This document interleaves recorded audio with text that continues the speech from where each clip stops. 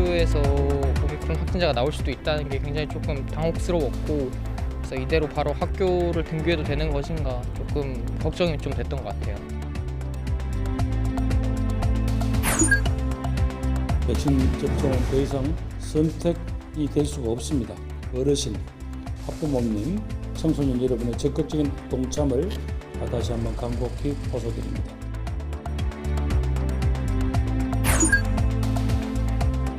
코로나19 때문에 물가 지출이 얼마나 늘었느냐.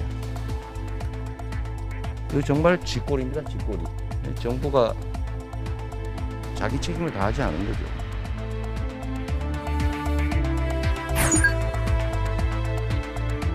이 지긋지긋한 부패하고 무능한 정권을 반드시 심판해야 합니다. 지겹도록 역겨운 위선 정권을 반드시 교체해야 합니다.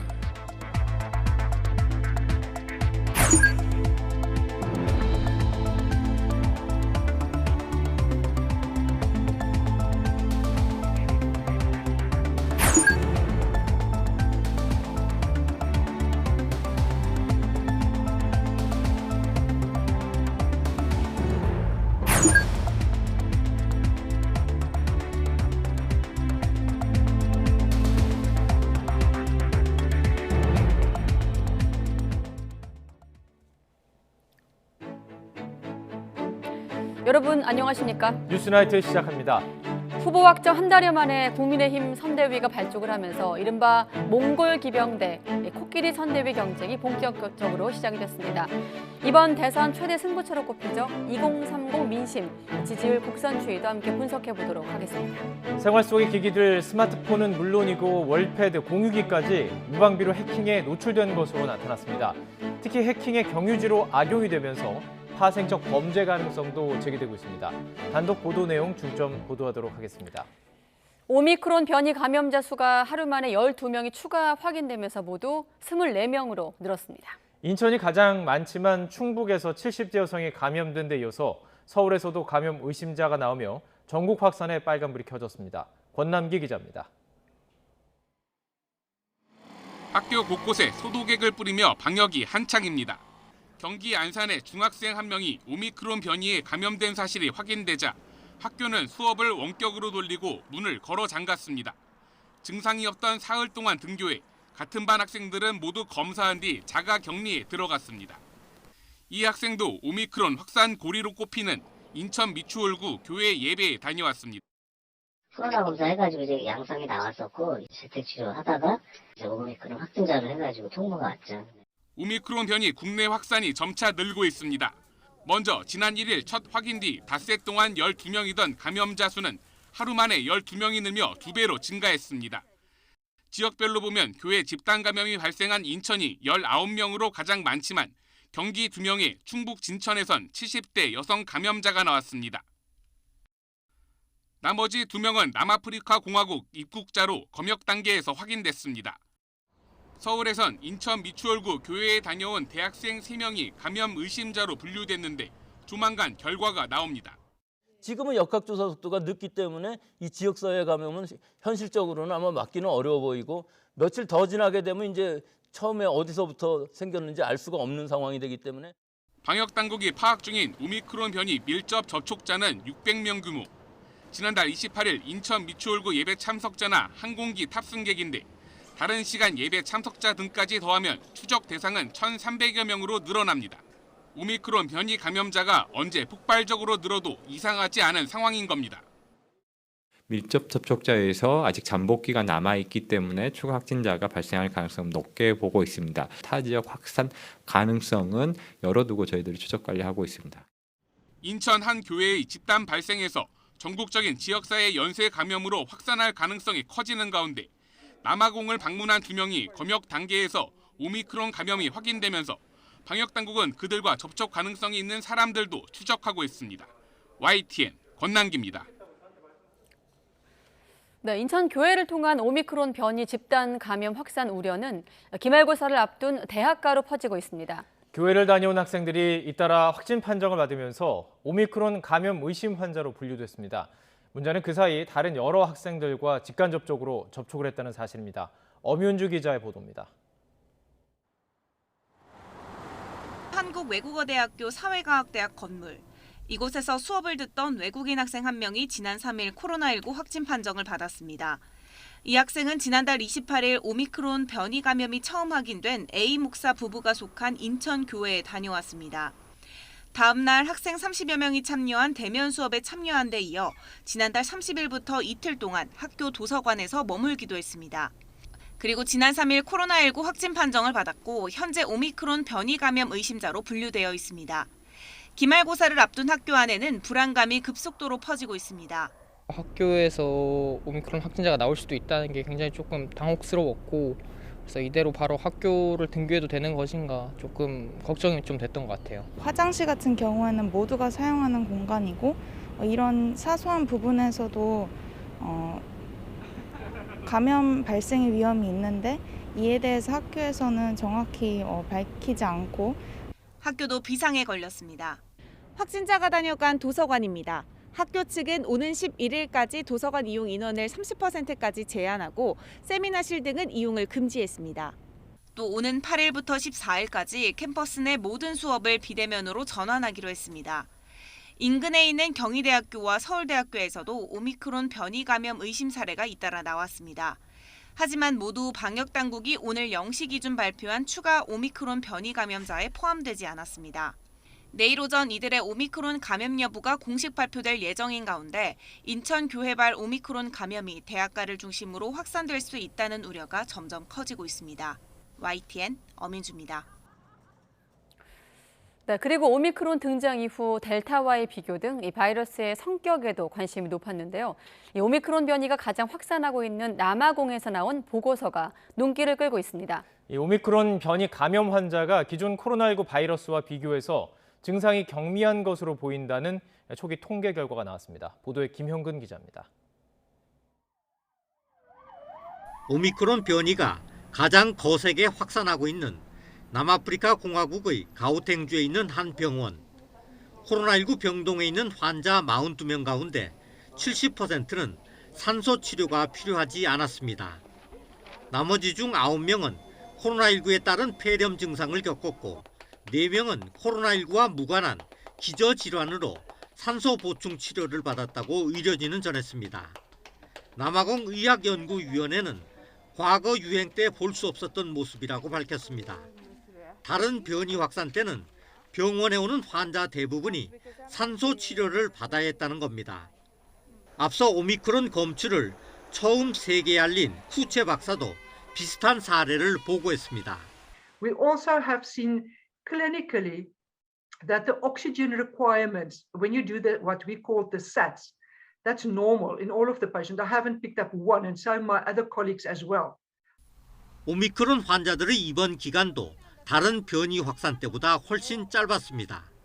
이 병원 입원 환자 166명의 평균 입원 기간은 2.5일, 이전 18개월간의 평균치인 8.5일을 크게 밑돌았습니다. 같은 기간 사망자는 10명으로 사망률은 6%대에 머물렀습니다.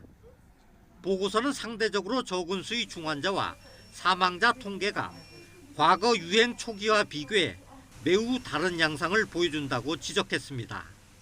다만 이번 보고서는 소수를 대상으로 한 초기 분석 결과에서 오미크론 변이가 덜 치명적이라고 단정하기에는 이르다고 의료진은 밝혔습니다.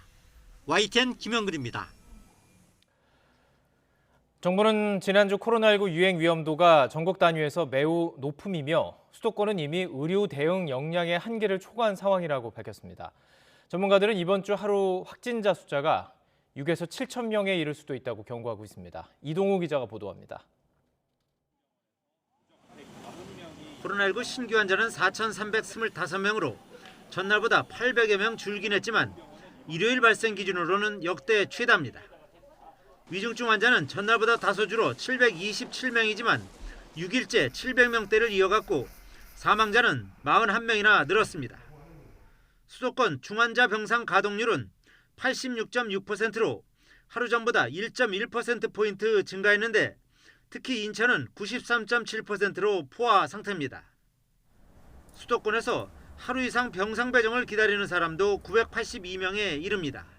호흡곤란이 있어서 입원을 통해서 치료나 아니면 검사가 좀 필요하신 분들, 이런 분들의 병상 배정이 지연되고 있고요. 또 이제 그런 분들이 처음부터 중증으로 발견되는 경우도 많기 때문에 이 병상 지연은 바로 사망률 증가로.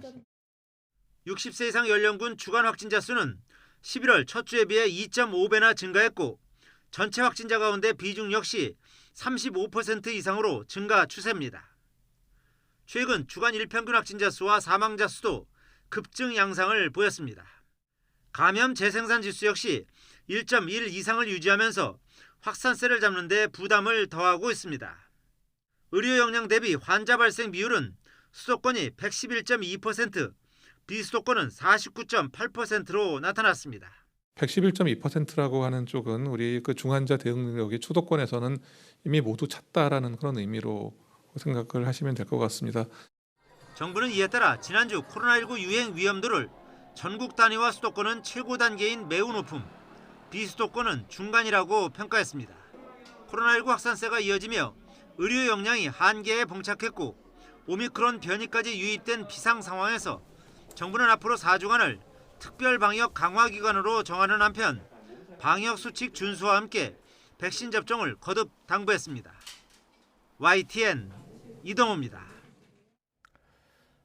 학원 등을 가야 하는 청소년에게도 방역 패스를 확대하는 것에 대해서 논란이 거센데 정부는 감염 위험으로부터 아이들을 보호하기 위한 것이라고 강조했습니다. 또 청소년 방역 패스에 연기는 없다며 계획대로 추진하겠다고 밝혔습니다. 개훈이 기자가 보도합니다. 방역 패스를 다시 한번 결사 반대합니다. 한 고등학생이 작성한 청와대 국민청원에 20만 명이 넘게 동의했습니다. 청원인은 돌파 감염 사례도 많고 사망과 부작용이 나오는 상황에서도 정부가 백신 미접종자들의 불이익에 집중하고 있다고 비판했습니다. 청소년까지 방역 패스 적용 대상에 포함시킨다는 정부 방침에 반발하는 목소리가 커지고 있지만 정부는 방역 패스는 부당한 차별이 아닌 공동체 보호를 위한 최소한의 약속이라고 강조했습니다. 백신 접종은 더 이상 선택이 될 수가 없습니다. 어르신, 학부모님, 청소년 여러분의 적극적인 동참을 다시 한번 간곡히 호소드립니다. 현재 12세에서 17세 소아청소년 10명 가운데 3명만 백신 접종을 마쳤는데 그나마 고등학교 1, 2학년은 64.8%가 접종을 마쳤지만 초등학교 6학년과 중학생은 14%대에 그칩니다. 지난주 10만 명당 코로나19 발생률이 12세에서 15세는 12.4명, 16세에서 17세는 6명으로 2배 차이를 보이며 예방접종 효과가 확연히 드러납니다.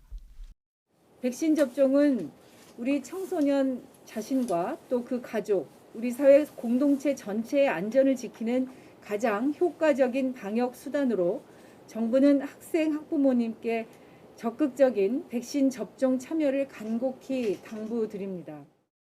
게다가 최근 2주간 확진된 소아청소년의 99%가 백신 미접종자이거나 접종 미완료자였습니다. 다른 시설보다 학원에 방역 패스를 도입하기로 한 게 논란이 됐습니다.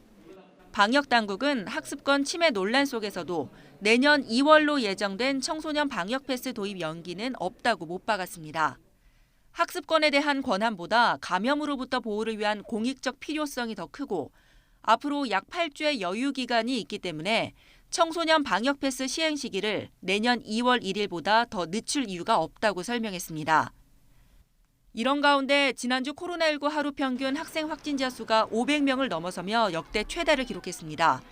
교육당국은 다음 주부터 본격적으로 시작될 학교 방문 백신 접종에 대한 수요 조사에 들어갔습니다. YTN 개훈입니다. 자영업자들은 또다시 강화된 거리두기 조치에 실망감을 드러내고 있습니다. 특히 방역 패스가 새롭게 확대 적용되면서 곳곳에서는 혼선도 빚어지고 있습니다. 김혜린 기자가 보도합니다. 서울 북창동에 있는 버거요리 전문점입니다.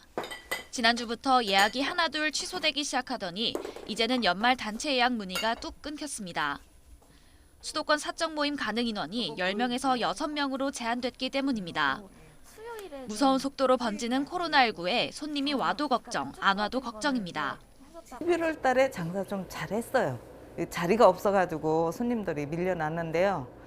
앞으로는 또 그런 일이 또 없을 것 같아요. 7명, 8명 드는 거의 취소했고. 일상 회복이 멈추고 난 뒤 첫 점심 장사는 실망스럽기만 합니다.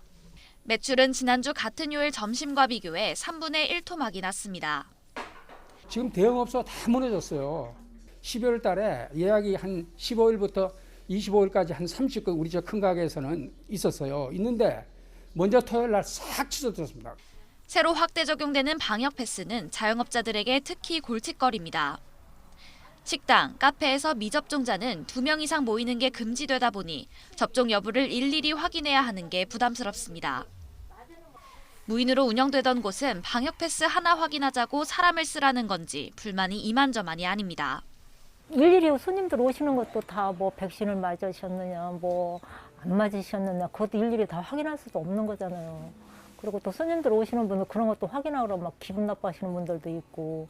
직원 없이 알바 없이 무인으로 진행하고 있었는데 갑자기 알바를 구해서 그 확인을 해야만 한다라고 하면 비용 문제도 마찬가지고. 시민들은 잔뜩 기대했던 연말 모임이 또다시 내년으로 미뤄져 아쉽습니다. 미접종자에 대한 사실상의 출입 제한 조치가 걱정스럽기도 합니다. 위드 코로나가 돼서 친구들도 만나고 하나 싶었는데 지금 안 그래도 이번 주 토요일에 드디어 한 10명 정도가 만나기로 했다가 어떠세요? 그래서 지금 웬만하면 미접종자분들은 최대한 안 만나려고 하고 약속도 안 잡으려고 하고 있거든요. 근데 그렇게 되다 보니까 이제 그분이랑 유대 관계도 점점 얕아지고 있고 그래서 걱정이에요. 폭증하는 확진자 수에 변이 바이러스까지 덮치면서 단계적 일상 회복은 또다시 기약 없이 미뤄졌습니다. 자영업자 단체는 방역당국이 일관성 없는 정책으로 자영업자들을 희생시키고 있다면서 손실보상안을 마련하라고 촉구했습니다. YTN 김혜린입니다. 네, 더불어민주당 이재명 대선 후보가 현 정부는 코로나19 피해 보상에 인색하다고 비판했습니다. 또 이 선거대책위원회를 출범시킨 국민의힘 윤석열 후보를 향해선 대장동 특검 수용을 거듭 요구하면서 특검을 거부하면 윤 후보가 범인일 수 있다고 몰아세우기도 했습니다. 권민석 기자의 보도입니다. 민주당 선거대책위원회 회의에서 이재명 후보가 코로나19 직격탄을 맞은 소상공인들을 만났습니다. 생계 유지마저 버겁다는 자영업자들 한탄에 이 후보는 그래프까지 동원해 작심한 듯 정부 정책을 비판하고 나섰습니다. 가계부채 비율이 높아진 건 정부가 현금성 지원에 인색해 개인이 부담을 떠안은 탓이라며 K방역은 국민 희생으로 만들어진 성과라고 지적했습니다. 코로나19 때문에 국가 지출이 얼마나 늘었느냐. 이거 정말 쥐꼬리입니다. 쥐꼬리. 정부가 자기 책임을 다하지 않은 거죠. 다른 나라들은 돈이 남아서 이렇게 한 게 아닙니다. 반면 이재명 정부에선 피해를 보상할 전폭적 지원이 이루어질 거라며 차별화를 강조했습니다. 이재명 정부가 되면 이런 식으로 국민들에게 국가의 의무를 개인에게 떠넘겨가지고 개인의 빚을 늘리고 개인을 고통스럽게 하고 눈물 짓게 하는 일은 결코 없을 거라는 말씀드립니다. 선거대책위원회를 출범시킨 윤석열 후보를 향해선 더 날카로운 견제구를 날렸습니다. 소상공인 50조 원 지원을 공약한 윤 후보가 당장 지원책 마련에 협조해야 한다고 촉구한 데 이어 윤 후보의 부산저축은행 부실대출 수사 무마 의혹은 혐의점이 명백하다며 특검을 거부하면 범인이라고 직격했습니다. 국민의힘과 윤석열 후보 측이 그랬지 않습니까? 특검을 거부하는 자가 범인이다. 제가 그 말씀 또 그대로 돌려드리겠습니다. 특검을 거부하는 윤석열 후보가 범인일 수 있습니다. 이 후보는 자신이 주문한 개혁 입법안의 당론 채택이 의원총회에서 대체로 보류된 데 대해선 개발이익 환수 관련 법안부터 신속히 처리하고 면책 특권 제한 여부 등은 합의 가능한 것들부터 의견을 모아가겠다고 밝혔습니다. YTN 권민석입니다. 네, 국민의힘 윤석열 후보 선대위는 민주당 이재명 후보의 이 같은 성역 없는 특검 요구에 대해서 이미 하자고 대답을 한 지 3주가 지났다며 혹세 무민하지 말라고 비판했습니다. 이양수 수석 대변인은 이재명 후보를 향해 언제까지 국민을 속이려 하느냐면서 윤석열 후보는 물타기 음해임에도 불구하고 부산저축은행 건을 포함해서 특검을 받겠다고 3주 전에 답했다고 강조했습니다.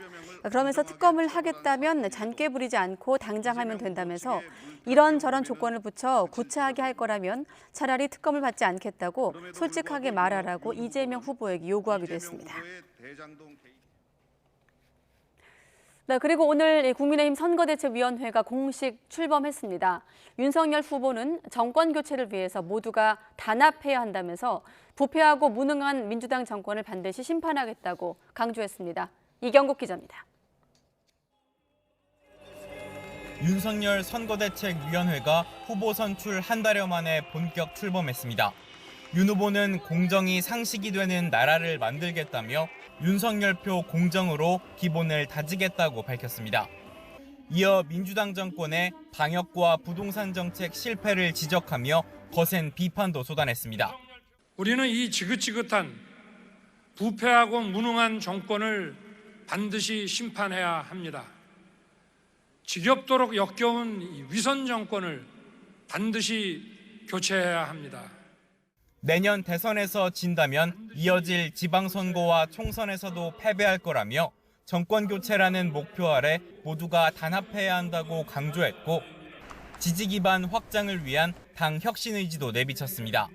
당의 혁신으로 중도와 합리적 진보로 지지 기반을 확장해서 이들을 대통령 선거 승리의 핵심 주역으로 만들어야 합니다. 선대위원장들 역시 문재인 정부와 민주당 이재명 후보를 강하게 비판하며 정권 교체 필요성을 거듭 강조했습니다. 문재인 정부는 국가를 자신들의 어설픈 이념을 실현하는 연구실 정도로밖에 여기지 않았습니다. 정책적 고민은 깊이가 얕고 무엇보다 문재인 정부의 실정을 정면으로 비판할 용기조차 없는 나약한 후보입니다. 선대위 출범에 맞춰 조직 구성도 대부분 마무리됐습니다. 특히 홍준표 캠프와 유승민 캠프에서 뛰었던 인사들을 영입하며 원팀 정신을 부각했고 금태섭, 윤희숙 전 의원을 영입해 중도 실용 기조도 더 강화한다는 방침입니다. 코로나19로 인한 빈곤과의 전쟁을 가장 중요한 정책 기조로 꼽은 윤석열 후보. 조만간 비전 발표회를 열어 정책 행보에도 속도를 낼 전망입니다. 묵은 갈등을 풀어내고 대규모 선대위에 닻을 올린 윤석열 후보. 정책과 공약을 가다듬는 한편 삶의 현장으로 가는 민생 행보에도 주력할 계획입니다. YTN 이경국입니다. 네, 그리고 제3지대 정의당 심상정 대선 후보와 또 국민의당 안철수 후보가 만나서 제3지대 공조 방안을 처음 논의했습니다. 우선 대통령 투표에 결선 투표제를 도입하자는데 뜻을 모으긴 했지만 이른바 투샷은 없었습니다. 또 김동연 전 경제부총리는 창당 마무리 수순을 받고 있습니다. 박서경 기자입니다. 정의당 심상정 대선 후보와 국민의당 안철수 대선 후보가 거대 양당 체제에 경종을 울리겠다며 처음으로 공식 회동을 가졌습니다. 지금 이 양당 정치가 우리 시민들의 삶을 어렵게 하고 있는 적폐다 이런 데 인식을 같이 했고 몇 가지 현안에 대해서 서로 의견 교환을 했습니다. 두 후보는 대통령 선거에서 결선 투표를 도입해 다당제를 구축하는 등 선거제를 개혁하자는데 공감대를 이뤘습니다. 두 후보는 결선 투표제 도입에 뜻을 같이 하며 다당제가 가능한 선거제도 개혁을 함께 해나갈 것이다. 이재명, 윤석열 후보를 향해 동시특검도 촉구했는데 상설특검으로 하되 정의당과 국민의당이 추천위를 구성하는 방안을 내놨습니다. 확실한 방법은 상설특검을 하되 상설특검에 있어서 특검 후보자 추천을 기득권 양당은 내려놓으라고 하는 것이고요. 그 추천과 관련해서는 정의당과 국민의당이 추천위원회를 구성해서 추천하겠다라고 하는 것이 방안입니다. 하지만 두 사람이 함께 앉은 모습이 화면에 잡히는 것은 거부했고 제3지대 단일화 논의를 했느냐는 질문에도 전혀 없었다며 선을 그었습니다. 5개 시도당 요건을 충족해 새로운 물결 정식 창당을 앞두고 있는 김동연 전 경제부총리 역시 단일화에는 회의적입니다. 다만 심상정 안철수 후보와 마찬가지로 거대 양당 후보를 싸잡아 비판하는 데는 궤를 같이 했습니다. 지금이 뭐 조선시대인가요? 미천한 출신이라는 게 무슨 말인지도 모르겠고요. 자기 나름대로의 철학이 있지 않는다면은 훌륭한 정책 또는 전문가 식별할 눈도 없을 겁니다. 제3지대 후보들이 공약을 내놓으며 활발히 선거운동을 이어가곤 있지만 세 사람의 지지율은 여전히 바닥에 머무는 상황입니다. 제3지대 후보들이 단일화를 경계하면서도 공동전선을 구축하는 건 낮은 지지율에 따른 위기감 때문입니다. 그러나 이런 연대가 대선 구도에 새로운 바람을 불러올 수 있을지는 여전히 안개 속입니다. YTN 박서경입니다. 얼마 전 아파트 월패드가 해킹돼 누군가 우리의 실생활을 그대로 들여다보고 또 판매까지 했다는 사실이 충격을 줬죠. 그런데 이 월패드가 끝이 아니었습니다. 공유기나 IP 카메라 등 일상적으로 사용하는 다른 네트워크 장비도 해킹에 무방비로 노출된 것으로 YTN 취재 결과 드러났습니다. 그러니까 네트워크에 연결할 수 있는 모든 기기, 또 모든 카메라가 있는 모든 기기가 해킹이 될 수 있다는 의미입니다.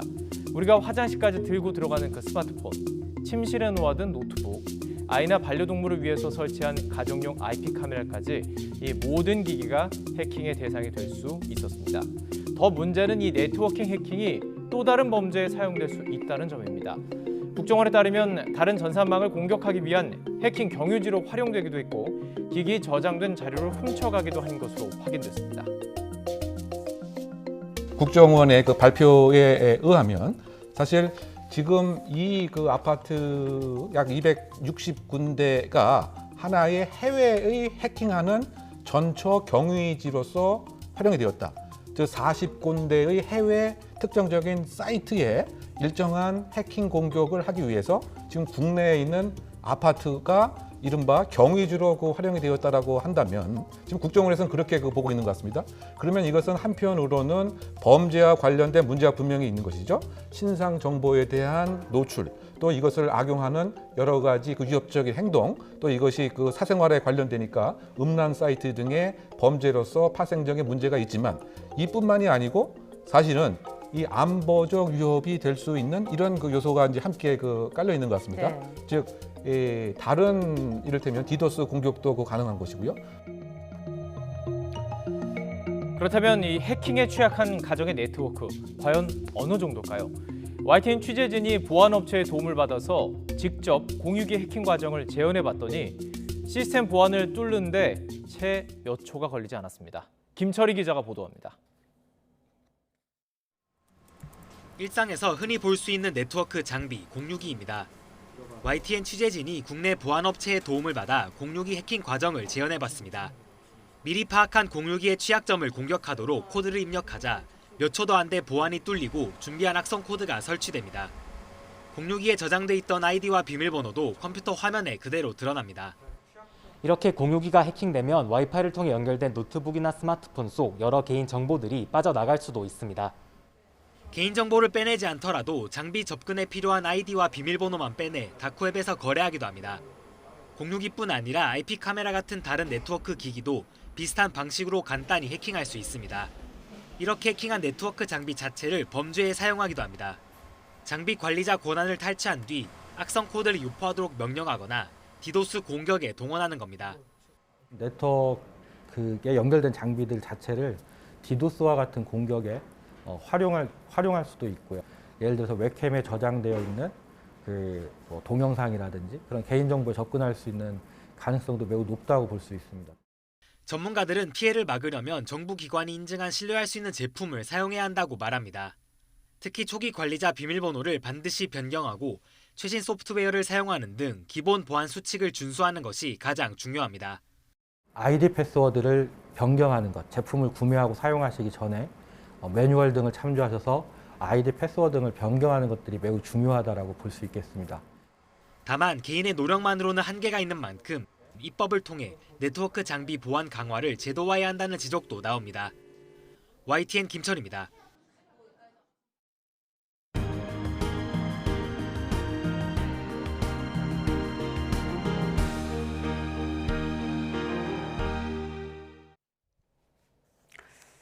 네, 엄마가 사라졌다라며 딸이 실종 신고를 했는데 이튿날 다음 날 승용차 트렁크에서 숨진 채 발견됐습니다.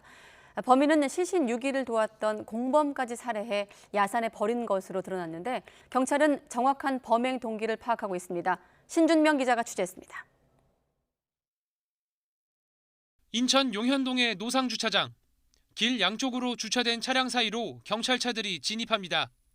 지난 5일 저녁 7시 반쯤 이곳에 주차돼 있던 검정색 승용차 트렁크 안에서 50대 여성 A씨의 시신이 발견됐습니다. 경찰차 이렇게 왔었다고. 여기에? 네.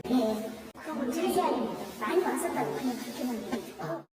A씨는 지난 3일 오전 6시 반쯤 남편이 인천 남동구 자택에서 마지막으로 본 뒤 사라졌고 A씨의 딸이 이튿날 오후 7시 10분쯤 엄마가 특별한 이야기 없이 집을 나간 뒤 돌아오지 않는다며 경찰에 실종 신고했습니다.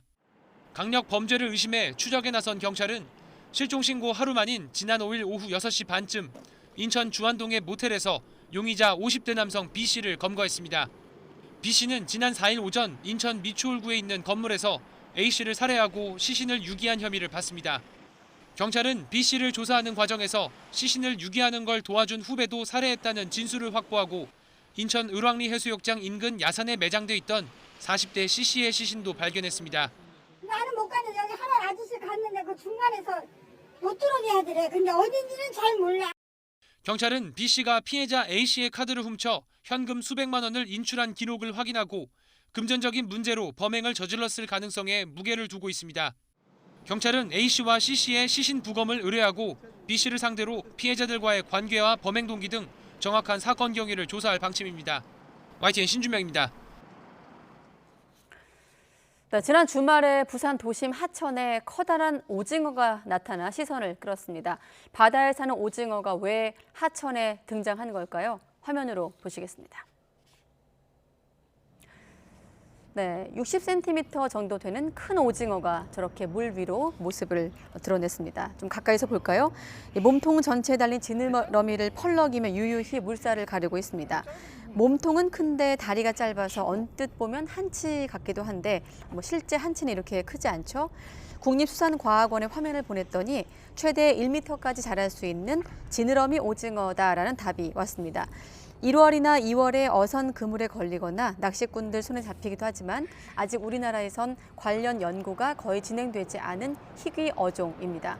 지느러미 오징어가 모습을 드러낸 것은 부산 동천인데요. 시청자분께서 또 화면도 제공해 주셨군요. 바다로 이어진 도심 하천인데 바다에 있다가 대조기에 밀물을 따라 하천까지 들어온 것으로 추정되고 있습니다. 네, 다음 소식입니다. 충남 태안화력발전소에서 작업 도중에 사망한 고 김용균 씨 3주기를 앞두고 시민단체들이 추모 주간을 선포했습니다. 추모위원회는 현 정부가 산재 사망 노동자를 절반으로 줄이겠다고 약속을 했지만 이른바 위험에 외주화는 여전하다면서 비정규직을 철폐하고 중대재해처벌법 적용 기업을 확대해야 한다고 요구했습니다. 직접 들어보시죠. 산재 사망자의 80%에 해당하는 50인 미만 사업장은 중대재해처벌법이 유예되거나 적용되지 않습니다. 김용균들은 김용균법에 의해서도 원칙이 책임질 우리 직원이 아니고 근로기준법은 5인 미만 사업장의 노동자들을 보호하지 않습니다. 발전소 비정규직 정규직 전환 문제가 아직까지 해결되지 않았고 노무비까지 아직도 빼앗기고 있다는데 이 문제도 하루빨리 해결하고 싶습니다. 용균이 같은 노동자들은 목숨 걸고 일해야 하고 권리를 포기해야 일자리를 얻는 비정규직은 없어지는 사회를 만들고 싶습니다. 네, 오늘은 추위가 풀리고 낮 기온이 크게 올랐죠. 이번 주는 비교적 맑고 포근한 겨울 날씨가 계속될 전망이지만 대기가 정체되고 중국발 스모그가 유입되면서 초미세먼지 농도가 짙어질 것으로 우려되고 있습니다. 정혜윤 기자의 보도입니다. 추위가 풀리고 기온이 크게 오른 도심 공원. 포근해진 날씨에 시민들은 겉옷을 벗고 가벼운 옷차림으로 산책을 즐깁니다. 서울 낮 기온은 평년보다 7도나 높은 12.1도까지 치솟았습니다. 기온만 보면 겨울이 아닌 3월의 초봄 수준에 해당합니다. 겨울인데 그 날씨가 너무 따뜻하고 포근해서 가족이랑 산책하러 나왔습니다. 이번 주는 비교적 맑은 가운데 서울 낮 기온이 최고 13도까지 오르면서 무척 포근할 것으로 보입니다. 하지만 불청객 미세먼지가 짙어지면서 숨쉬기는 점점 힘들어질 것으로 우려됩니다. 특히 밤사이 중국발 스모그가 유입되면서 중서부 지방을 중심으로는 초미세먼지 농도가 나쁨 수준까지 높아질 것으로 보입니다. 또 대기가 안정돼 있어 이번 주는 후반으로 갈수록 초미세먼지와 미세먼지 농도가 점점 더 짙어질 가능성이 큽니다. 날씨 따뜻해지고 대기 정체되고 안정화되면은 들어오는 거 더하기 우리나라에서 만들어지는 것까지 합쳐지면서 좋아질 게 없잖아요. 이제 그냥 주말까지 계속 나쁜 거로 봐야 되지 않겠습니까? 주의보 저는 가능성이 있다고 저는 보는데.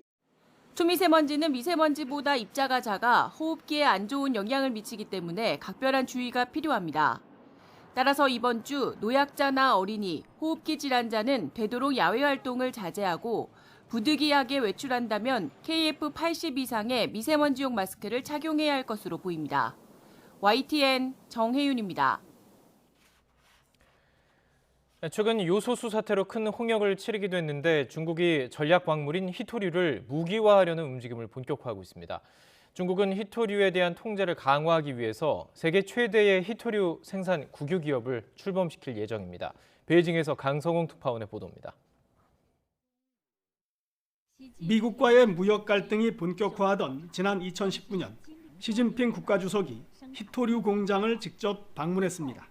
중국이 전 세계 희토류 생산의 85%를 차지하는 점을 부각해 미국을 압박하려는 행보였습니다. 이후 중국은 희토류 기업들을 대형 국유 기업 중심으로 재편하기 시작했습니다. 그리고 이번 달에 세계의 국유 기업을 통폐합한 세계 최대의 중국 희토류 기업이 출범할 예정입니다. 희토류 기업을 대형화해 품질도 높이고 가격에 대한 통제력도 강화하기 위해서입니다. 글로벌 공급망 싸움에서 전략 자원인 희토류의 무기화 준비에 나선 거나 다름없습니다. 对于我们维护产业链供应链的稳定，加快培育具有全球竞争力的世界一流企业有着重要的意义。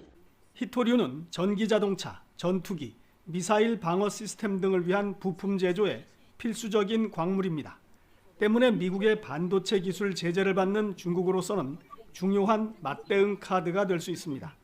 미국도 희토류 채굴에 뛰어들기는 했지만 최종 가공은 중국이 장악해 취약하기는 마찬가지입니다. 우리나라도 중요 희토류인 영구자석의 경우 86%를 중국에서 수입하고 있습니다. 다른 희토류도 대부분 중국 또는 일본에 의존하고 있습니다. 중국의 한 전문가는 희소 자원인 희토류가 아직 배춧값 정도에 팔리고 있다고 말했습니다. 희토류 수입 국가들에는 가격을 올리겠다는 경고로 들릴 수밖에 없습니다. 베이징에서 YTN 강성웅입니다.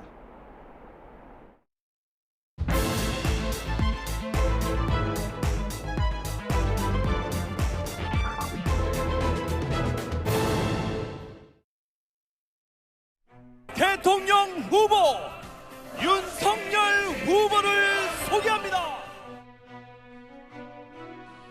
공정이라는 것은 현란한 말솜씨로 이루어지는 것이 아니라 그동안 살아온 묵직한 삶의 궤적이 말해주는 것입니다. 100가지 중에 99가지가 달라도 정권 교체의 뜻 하나만 같다면 모두 힘을 합쳐야 합니다. 문재인 정부는 국가를 자신들의 어설픈 이념을 실현하는 연구실 정도로밖에 여기지 않았습니다. 문재인 정부의 실정을 정면으로 비판할 용기조차 없는 나약한 후보입니다. 말이 아닌 실천하기 경쟁 그리고 발목 잡기 경쟁이 아니라 더 나은 미래를 위한 잘하기 경쟁을 하게 되기를 바랍니다.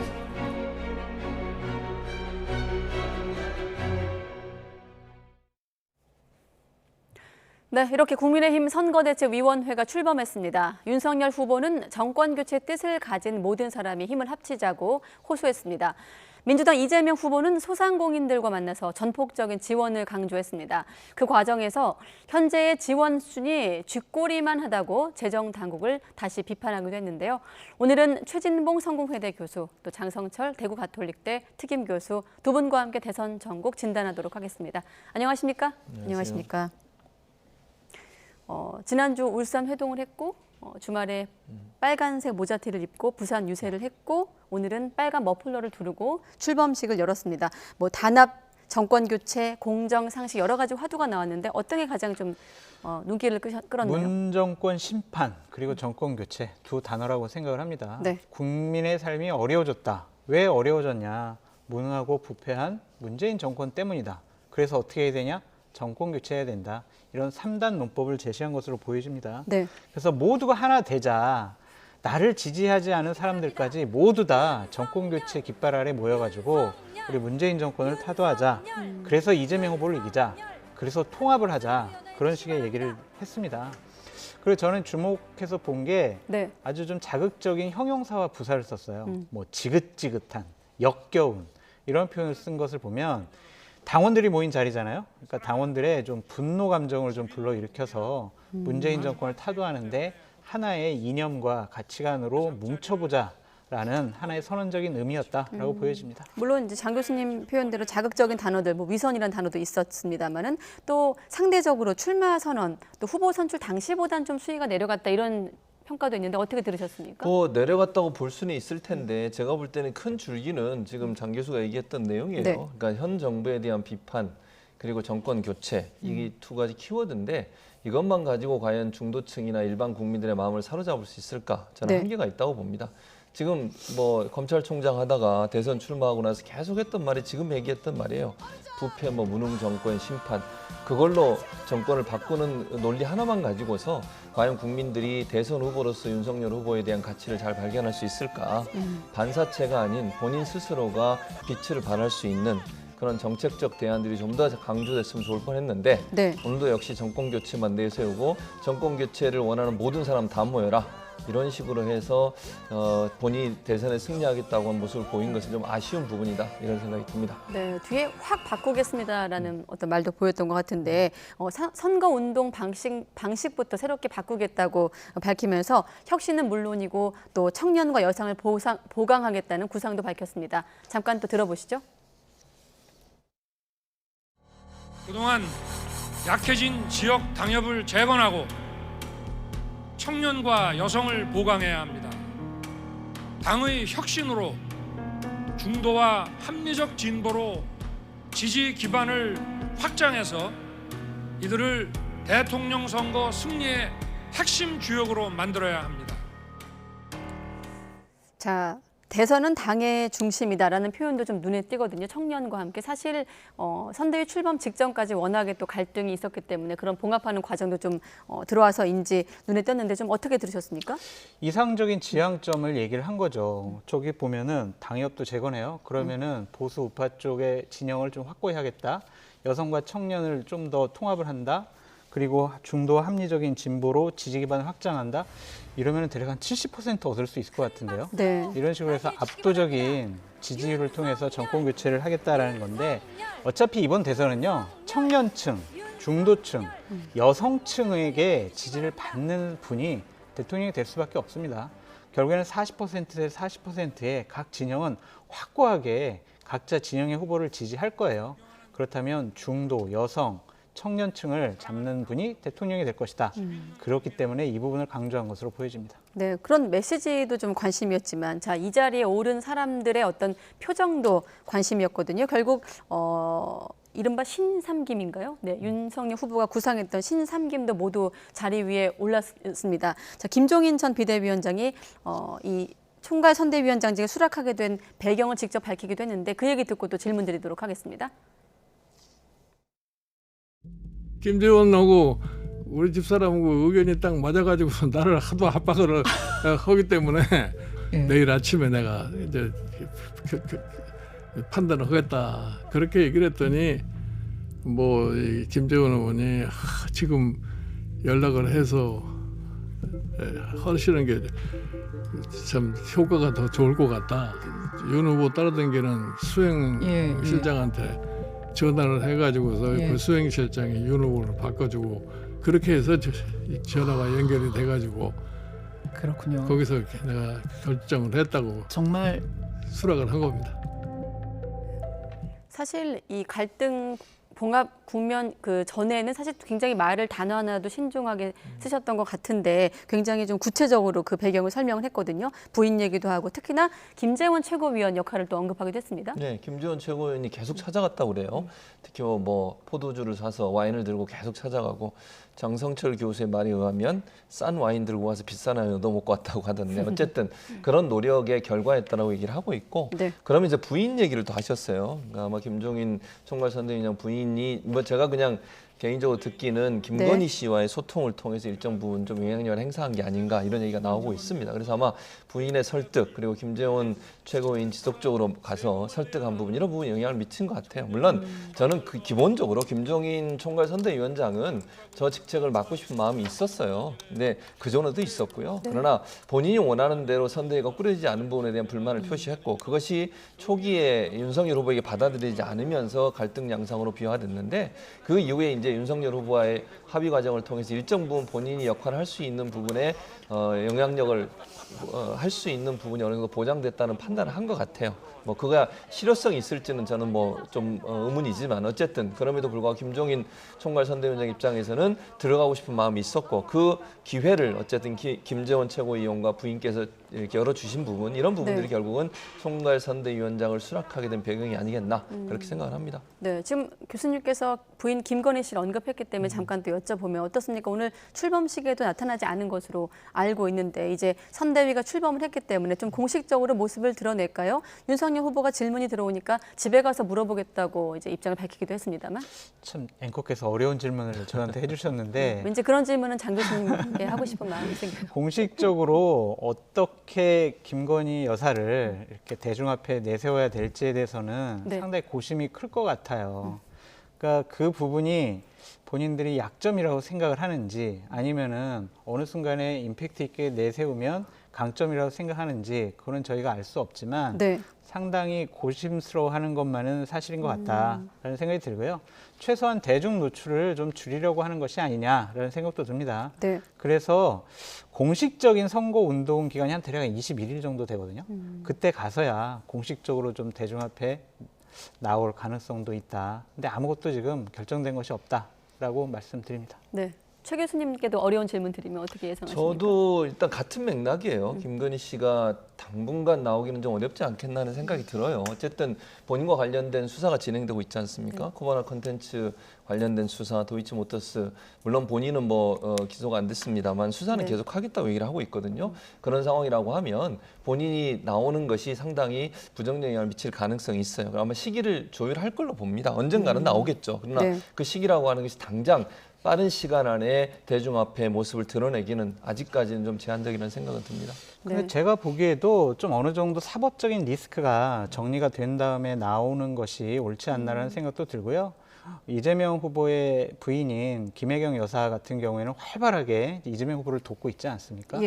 그런 부분을 보면 많은 분들이 왜 김건희 여사는 왜 나오지 않을까라는 의구심을 갖는 것은 상식적이고 당연하다. 그래서 캠프의 고민은 더욱 깊어질 것 같다라는 생각이 듭니다. 네, 상식적으로도 당연하다. 그래서 질문 드렸습니다. 자, 이번에 갈등이 봉합되고 나서 질문 두 가지가 남았습니다. 자, 그럼 이제 김병준 위원장과 김종인 위원장의 어떤 역할 변화 어떻게 되는 것인가? 그리고 이준석 대표가 말했던 윤핵관 이 부분은 어떻게 좀 되는 것인가? 잠복해 있는 갈등인가라는 질문이 남는데 어떻게 좀 전망하십니까? 저는 잠복해 있는 갈등이라고 생각해요. 일단 체제 자체는 총괄선대위원장이 모든 걸 관장하는 쪽으로 갔습니다. 그건 뭐 저는 맞다고 생각해요. 그렇게 가야 된다고 저는 보는데 문제는 김병준 상임선대위원장이 과연 보면 지금은 출범 시기이기 때문에 크게 뭐 불만적인 요소라든지 아니면 갈등 요소가 보이지 않지만 네. 역할 문제에 있어 상당히 갈등이 일어날 가능성은 아직 상존해 있다고 저는 봅니다. 김병준 지금 상임선대위원장도 원톱으로 하다가 갑자기 지금 김종인 총괄선대위원장이 들어오시면서 본인의 역할이 상당히 축소될 수밖에 없는 구조예요. 네. 그런 구조고 김종인 총괄선대위원장은 별동대라고 하는 또 다른 조직을 통해서 본인이 원하는 임태희 실장을 본부장으로 해서 다른 본부들을 계속 만들고 있거든요. 이 조직과 기존의 상임선대위원장이 관리하는 조직 간의 갈등이 생길 요소는 남아있다고 보고 네. 윤핵관이라고 하는 역할이 물론 지금은 수면 아래 좀 가라앉았습니다만 그럼에도 불구하고 윤핵관 역할이 없어질까 저는 그렇게 보지 않습니다. 아직도 또는 앞으로도 계속 윤석열 후보를 해서 역할을 할 거라고 봐요. 그 역할이 어떻게 될지 모르지만 그 과정에서 어떤 중요한 사안들이나 이런 사안들이 터졌을 때 과연 세 사람이 모두 다 그 부분에서 동의하고 갈 거냐. 워낙 세 분이 윤석열 후보, 이준석 대표, 그리고 김종인 총괄선대위원장의 캐릭터가 독특하시기 때문에 네. 본인의 의사나 생각을 적극적으로 표출하신 분들이거든요. 이런 분들 사이의 갈등의 요소가 불거질 가능성은 아직도 남아있는 상태다 이렇게 보여집니다. 네, 그래서 우상 의원이 이렇게 말했습니다. 김종인 전권, 이준석 윤핵관 제거는 수용이 안 됐다라면서 2차 위기가 온다고 꼬집었거든요. 그러면서 뭐라 그랬냐면 이런 봉합이라는 표현을 썼습니다. 이런 봉합은 어떤 봉합일까요? 그러니까 본인들이 생각하기에 이것이 갈등이 완전히 해소된 것이 아니고 그렇게 말하는 사람들이 없어진 것도 아니니까 그 사람들이 결국에는 또 나와서 자신들의 얘기를 하지 않을까라는 바람인데 모든 조직에는요 당연히 이견과 다툼이 있습니다. 그것이 갈등으로 표출되지 않도록 하는 것이 각자 맡은 역할, 경륜의 문제인 것으로 생각이 들고요. 공적인 목표가 있습니다. 정권 교체를 해야 된다라는 공적인 목표가 있기 때문에 네. 개인적인 사심이나 욕심은 상당 부분 좀 덮어둘 것 같다라는 생각이 듭니다. 또 예를 들면은 이제 공공의 적이 있잖아요. 이제 이재명 후보, 민주당이라는 공공의 적이 있기 때문에 본인들의 내부의 적들은 좀 갈등이 좀 잦아진다? 그렇게 표현하고 싶고요. 네. 선거대책기구 기구상 우리 최 교수님께서 별동대 형식으로 총괄 본부가 나와 있다라고 했는데 그것은 아니고요. 직할이에요. 총괄선대위원장, 상임선대위원장, 부위원장 그 바로 밑에 총괄선대 본부장 자리가 있는 거예요. 그러니까 공식적으로 쭉 실무를 장악하게 돼 있습니다. 임태희 총괄선대 본부장이 6개의 직능별 총괄 본부를 총괄하게 돼 있는 구조예요. 그렇기 때문에 김종인 위원장이 처음 생각했던 좀 종적으로 좀 단순하고 스마트한 그런 선대위가 됐다. 그래서 김종인 위원장의 뜻과 의지가 아주 잘 표현된 선거대책위원회다. 최 교수님이 그런 말씀하신 건 아마 제가 기억하기에도 따로 부서를 만들겠다고 한 그런 부분하고 연결해서 말씀하신 그렇죠. 거 아닐까요? 그러니까 지금 네. 이제 장 교수 말처럼 기본적으로 구조는 그렇게 돼 있어요. 근데 문제는 뭐냐면 지시하고 활동하는 영역에 있어서 체계적으로 잘 갈 거냐 하는 부분에서 갈등의 요소가 있다고 저는 보고 있는 것이고요. 그래서 혹시나 이제 총괄상황본부라고 하는 본부가 물론 이제 상임선대위원장을 통해서 내려가서 지시가 이루어지고 해야 되지만 네. 그런 과정에서 직접적으로 김종인 총괄선대위원장이 지금 종합상황실이라고 하는 그 상황실을 통해서 직접적으로 선거운동을 진두지휘하지 않을까. 그랬을 경우에 중간에 있는 분들이 일정 부분 패싱되는 우려도 있다고 저는 보는 것이고 조직적으로는 그렇게 돼 있지만 실제 업무를 실행하는 과정에 있어서의 갈등 요소가 남아있다고 저는 지적을 하는 겁니다. 아 이게 오늘 처음 발족을 했는데 좋은 얘기만 해주시죠. 이렇게 갈등이 있다고 그러니까 얘기하세요. 잘 되길 바랍니다만. 그러니까 예를 들면은 국민의힘의 당원 당규에 보면은 선대위가 본격적으로 띄워지게 되면은요 총괄 선대위원장이 거의 모든 것을 다 담당하게 되어 있습니다. 당원 당규상 그렇게 돼 있기 때문에 다른 목소리가 좀 나오기는 당분간은 좀 쉽지가 않다라고 말씀드립니다. 공식적인 기구의 역할을 이제 장 교수님 설명해 주셨고 지금 현장 화면 마침 나오고 있는데 전원의 이제 취재 기자들 전원에 의하면은 물론 이제 표정만 갖고 판단할 수 없습니다만 김병준 위원장과 또 김종인 전 위원장이 뭐 인사를 하지도 않았다 뭐 이런 보도도 나오고 있더라고요. 앞으로 좀 어떻게 전개될지 지켜보기로 하고 자 오늘 이 자리에서 1호 공약이 무엇인지도 관심이었는데 경제 소생이라는 화두를 윤석열 후보가 던지면서 앞서 이제 1호 공약을 내세웠던 공정성장 이제 이재명 후보의 공약과 비교가 되는데 어떻게 좀 평가하십니까? 저는 이제 공정성장이라고 하는 것은 성장에 기반해서 공정성장을 하는 겁니다. 그러니까 성장에 방점을 뒀지만 우리가 빈부격차가 심해지잖아요. 네. 지금 현재 코로나 이후에 사실은 대기업들이나 이런 데는 수출이 많이 늘어나고 경제적으로도 호황을 누리고 있습니다. 그런데 자영업자 소상공인들은 어려움을 겪고 있지 않습니까? 그래서 성장을 하되 그 성장이 같이 잘 사는 나라가 되는 것이 기본적인 목표라고 볼 수 있습니다. 그래서 네. 이재명 후보도 경제 성장에 방점을 두지만 그 성장이 모든 사람에게 골고루 혜택이 갈 수 있는 방안을 모색하겠다는 기준이라는 생각이 들고요. 그래서 큰 틀에서는 뭐 윤석열 후보도 경제 성장을 하겠다고 당연히 회복을 해야죠. 지금 상황에서 우리가 경제적으로 우리 지금 현재 보면 수출은 엄청나게 우리가 많이 늘었어요. 네. 성과도 많이 내고 있고요. 전 세계적으로 경제 성장도 다른 나라에 비해서 우리가 앞서가고 있는 상황이고요.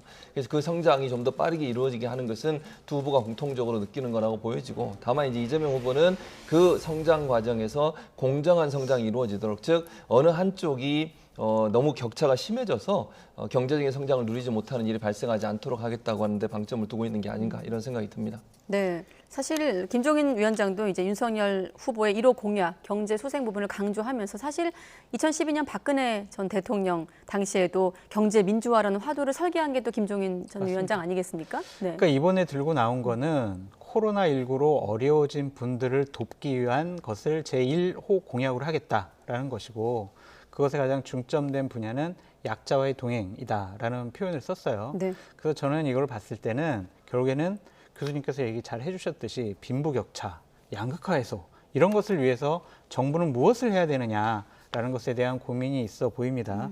이것은 결국에는 2012년도에 내세웠던 경제 민주화 공약의 2022년 업그레이드 버전이다라고 말씀드립니다. 네, 알겠습니다. 물론 이제 경제 민주화란 어떤 파격적인 공약을 들고 나왔습니다만, 뭐 결과는 많은 국민들이 기억하시다시피 이제 공약이 정책으로 이어지는지 좀 함께 확인을 하도록 하겠습니다. 자, 어떻습니까? 그 선대위 출범에 맞춰서 전체적인 구성도 이제 공개가 됐는데 추가 인선이 오전에 발표가 됐거든요. 그 중에 이제 눈에 띄는 인물이 있습니다. 이른바 비니좌 노재승 씨, 그리고 박주성 공동선대위원장인데, 참고로 비니좌는 뜻이 비니를 쓴 뭐 능력자 이런 뜻이더라고요. 인터넷 용어인데 왜 논란이 되고 있는지 좀 소개해 주시죠. 그 이분이 이제 SNS에 올린 글 때문에 논란이 되고 있어요. 몇 가지 글이 있는데요. 첫 번째는 정규직, 본인은 나는 정규직 폐지론자다. 그러면서 이런 글, 대통령이 정규직 제로 시대를 열겠습니다는 슬로건을 발표했으면 좋겠다, 이런 의기를 하면서 정규직에 대한 상당히 부정적인 이미지를 주장을 한 적이 있고요. 또 그 다음에 이제 그 5.18 민주화 운동에 대해서도 대한민국 성역화 1대장이다. 특별법까지 제정해서 토론조차 막아버린 그 운동 도대체 뭘 감추고 싶었길래 그랬을까라는 이런 글도 올렸고요. 네. 그리고 또 하나 세월호 사건에 대해서 온갖 선동과 날조 음모로 국민 감정을 자극하며 국민 혼란을 야기했다. 또 하나 경찰에 지난 7월 5일 날 이제 페이스북에 본인이 글을 올린 거 보면 민주노총 불법 집회 관련 기사를 올리고 거기에 이제 본인이 평을 달았는데 경찰의 실탄 사용에 이견이 없습니다라는 평을 달았다고 보도가 되고 있습니다. 이런 여러 가지 내용들로 봤을 때 상당히 좀 논란이 될 소지가 많은 발언들을 했어요. 네. 그런 발언들을 했던 사람을 과연 선대위원장으로 임명하는 게 바람직할까?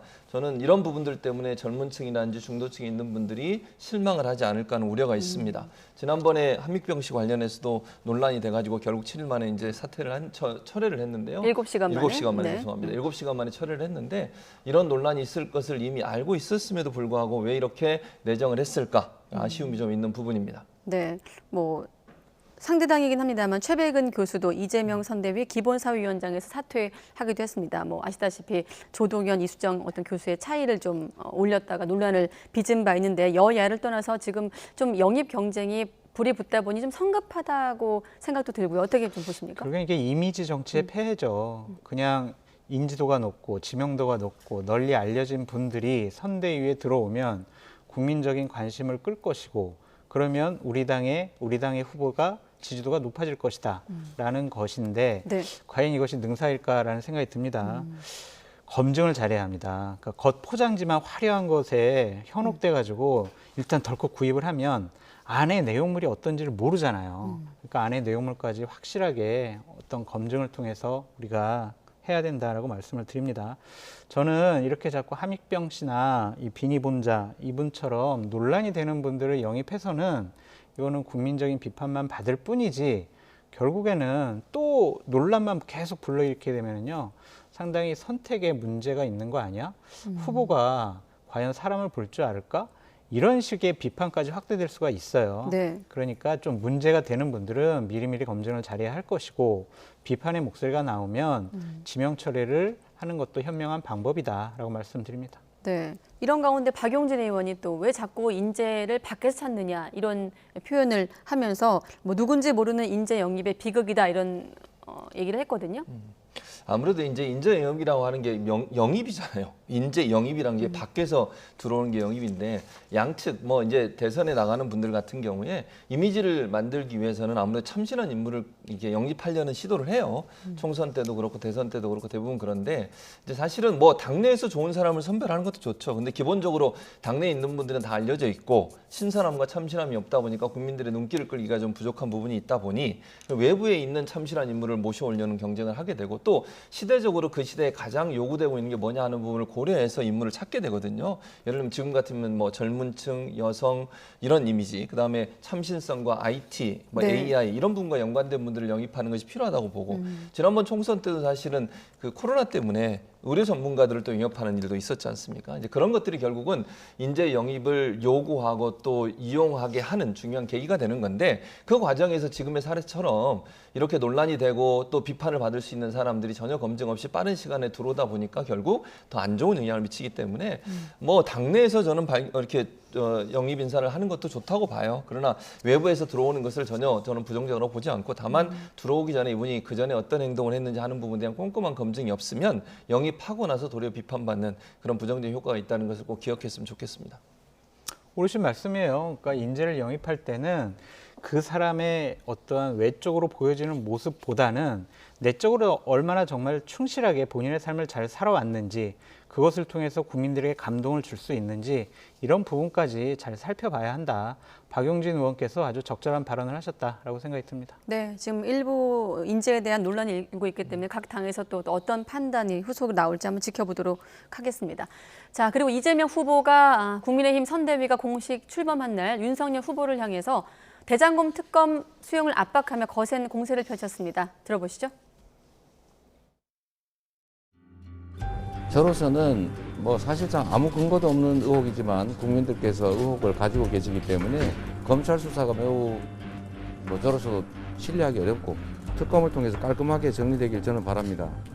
명백한 혐의점이 드러난 윤석열 후보의 대출 비리 묵인 사건, 그다음에 화천대유 개발 이익으로 윤석열 후보의 부친의 집을 사준 문제, 이런 문제도 이미 드러나간 혐의점이거나 의혹이기 때문에 요거는 빼고 특검하자라고 하는 것은 상식에 반하는 것이죠.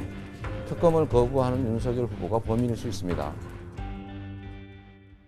이렇게 말했더니 윤석열 후보 측에선 특검을 이미 수용하자고 했는데 잔꾀를 그만해라 이렇게 반응하기도 했습니다. 지금 두 후보가 바라보는 해석하는 특검이 다른 거잖아요. 그렇죠. 네. 아무래도 이제 특검에 대해서 이재명 후보는 왜냐하면 특검이 사실은 그 전에 초창기 대장동 의혹이 나왔을 때만 해도 야당이 특검을 계속 주장하면서 문제가 있는 것처럼 이미지를 만들어갔죠, 이재명 후보가. 네. 근데 이재명 후보가 직접적인 연관이 있는 게 전혀 나오지 않고 있고 그래서 이제 이재명 후보가 반격을 하는 겁니다. 그럼 특검하자. 왜냐하면 대장동 의혹이 사실 초기에 이재명 후보에 대한 공격의 포인트가 되면서 많은 국민들이 검찰 수사가 아직 완전히 끝나지 않다 보니까 이것에 대한 어떤 의문점이 아직도 남아 있어요.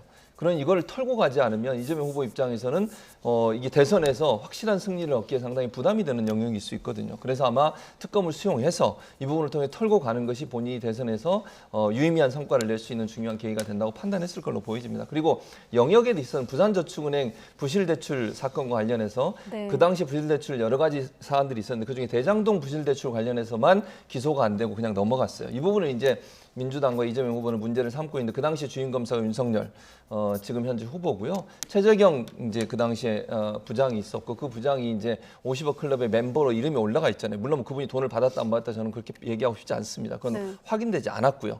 다만 이제 국민의힘 의원이 발표한 내용들 보면 최재경 의원이 거기 최재경 전 수석이 거기 이름이 들어가 있는 상황이고 이런 상황에서 이 부분도 특검에 같이 넣어서 그러면 수사를 하자. 그렇게 지금 주장을 하고 있고 네. 윤석열 후보 측에서는 이제 특검 중에 이 부분은 왜 이 부분을 특검이 집어넣는지에 대해서 좀 거부감이 있는 것 같고요. 또 하나는 이제 그 고발 사주 관련된 것도 특검이 집어넣자.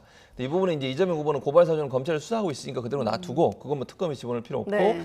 부산저축은행 부실 대출 관련된 수사 이 부실 수사도 결국은 함께 집어넣어서 특검을 하자 이렇게 주장을 하고 있는 거죠. 그러니까 이제 이재명 후보 측에서는 부산저축은행 관련된 그러니까 윤 후보 의혹에 대한 수사가 좀 지지부진하다는 점을 강조하기 위해서 특검 카드를 꺼내고 있는 것 같은데 지금 이 특검 관련 대목을 보는 시청자분들은 아마 특검 언제까지 얘기할 것인가 정말 저렇다 하겠어 이런 의혹을 갖고 있는 분들도 계시거든요. 어떻게 보십니까? 대략 내년 1월 말까지는 하겠죠. 그러면은 그때 지나면은 이제 특검 구성할 수 있는 물리적인 시간이 없기 때문에 그때까지는 계속 할 것 같다라는 생각이 듭니다.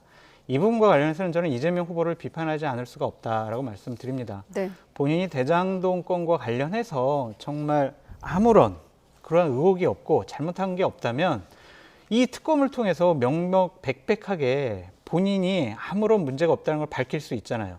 그러면 조건을 달지 않으면 돼요. 자, 대장동하고 부산저축은행도 하고 그리고 검찰이 뭐 일정 부분 미진하지 않게 수사를 잘하지 못하면 특검합시다. 이런 식의 얘기를 할 필요가 없는 거예요. 나는 떳떳하니까 그러면은 좋다. 대장동 특검부터 하자라고 하면 되는 거 아니겠습니까? 그럼 본인이 주장하는 것처럼 깔끔하게 의혹이 정리되는 것이다 라고 말씀드리고 싶고 네. 자꾸 부산저축은행 문제를 얘기하시는데 그 부분은 공적자금 투입이 어떻게 잘 됐느냐 안 됐느냐 그 돈을 잘 썼느냐 안 썼느냐 그 부분에 있어서의 수사였어요. 그래서 당시에 10명이 넘는 분들이 기소를 당했고 재판정에 세워져서 처벌까지 받았다라고 말씀을 드립니다. 그러니까 지금 말씀하신 것처럼 부산저축은행 관련해서도 윤석열 후보 측에서 전혀 문제가 없다고 얘기를 하고 있고 지금 장 교수 말씀하신 문제가 없다고 하니까 그 부분 포함해서 특검하면 되는 거예요. 특검을 하지 않는다는 게 아니고 그리고 이제 검찰 수사 지켜보자고 하는 거 이건 지금은 이제 얘기 안 해요. 검찰 수사 얘기 안 하고 특검 받겠다. 대신 부실, 예를 들면 윤석열 후보에 관련된 이 대장동 관련된 의혹도 있는데 그것도 함께 해야지 특검을 하면서 이재명 후보와 관련된 것만 한다는 것도 말이 안 되는 거잖아요. 그래서 저는 이 부산저축은행 부실대출 관련해서도 같이 하는 게 필요하고 그렇게 네. 해서 합의해서 하면 된다고 생각해요. 만약 윤석열 후보 측에서 이게 전혀 문제가 안 된다고 하면 특검하는 게 뭐가 그렇게 두렵겠습니까? 그래서 저는 이 두 가지를 함께 합쳐서 하면 된다고 생각을 하고요. 거기에 대해서는 이견이 없다고 봅니다. 그러니까 이견이 없으면은 이재명 후보가 하고 싶은 대로 하도록 민주당에서 뒷받침을 하면 됩니다. 근데 저번 주에 봐보세요. 국민의힘에서 특검법을 올렸어요. 민주당 의원들이 이건 못 받겠다고 그랬어요. 논의를 하지 않겠다. 이건 안 된다. 상정조차 안 하겠다. 그래서 국민의힘 의원들이 퇴장까지 한 상황이 있었습니다. 그러니까 이런 거 보면 이재명 후보는 받겠다고 그러고 민주당에서는 특검 안 하겠다라는 형식의 모양새를 취한다고 이중 플레이를 한다라고 볼 수밖에 없어요. 그러니까 이 부분은 윤석열 후보에게 먼저 요구하는 것보다 이재명 후보가 민주당 본인의 출신의 당에게 먼저 확실하게 자 특검 추진해 주세요. 특검법안 발의해 주세요. 아니면 상설특검제 있으니까 내용만 야당과 빨리 협의해 주세요. 이런 식으로 지시를 하십시오. 그냥 국민을 향해서 나는 특검 받을 거예요 하면서 조건을 계속 추가하고 내놓는다라는 것은 결국엔 난 특검 받기 싫어요 라는 자기 고백이다라고 말씀드립니다. 짧게 한마디만 얘기하면 부산저축은행 관련된 특검 내용을 국민의힘에서 반대하고 집어넣지 않자고 하니까 합의가 안 되는 거예요. 그 부분 지금 말씀하신 것처럼 열어놓고 이것도 함께 하자고 합의해서 하면 된다고 저는 봅니다. 네, 사실 대선 고문에서 두 분의 말씀이 되게 중요한 대목이긴 한데 시간 관계에서 여기까지 듣도록 하고 양쪽 얘기를 좀 녹여서 말씀드리면 정말 특검 거부자가 범인이 될지 잔꾀일지 한번 지켜보도록 하겠습니다. 자, 이재명 후보는 소상공인들과 함께 선대회의를 열었습니다. 직접 한번 들어보시죠. 현금성 지원액은 우리나라는 GDP 대비해서 1.3%에 불과합니다. 1인당 한 49만 원, 8만 원 이 정도에 불과하죠. 그러니까 평소에 지출하던 거에 비교해서 코로나19 때문에 국가 지출이 얼마나 늘었느냐. 이거 정말 쥐꼬리입니다, 쥐꼬리.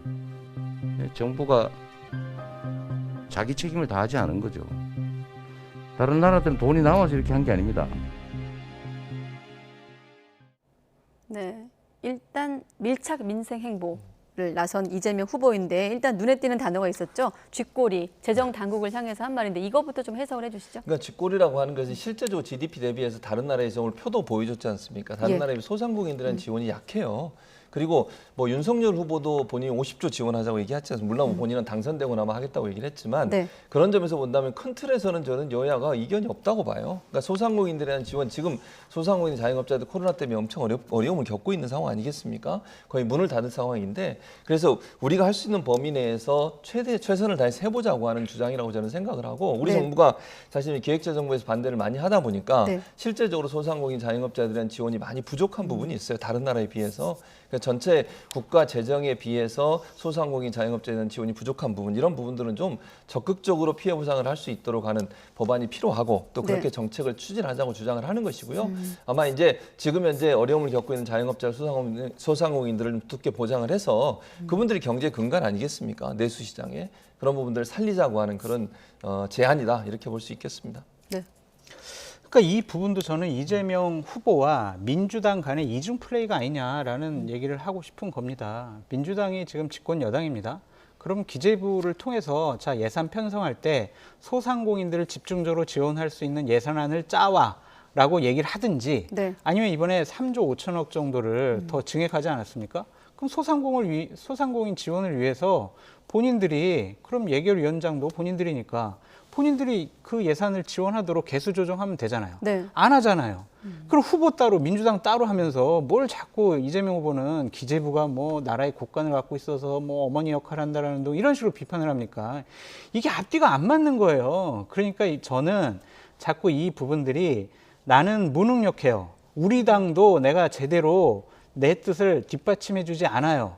그러한 자기 고백이 아니냐. 그래서 자꾸 이중 플레이한다. 국민을 향해서 좀 사실관계를 호도하는 것 아니냐. 그런 비판을 하고 싶습니다. 근데 민주당과 이재명 후보는 같은 생각이에요. 그러니까 이제 말씀하신 것처럼 기재부가 이제 반대를 하는 부분이 좀 있고 기재부에서는 이제 국가 부채를 생각하다 보니까 지원에 대해서 조금 소극적인 부분이 있거든요. 그러니까 이거를 문재인 정부의 어떤 차별화로 좀 해석하는 시각에 대해서는 그것도 하나의 차별화라고 봐요.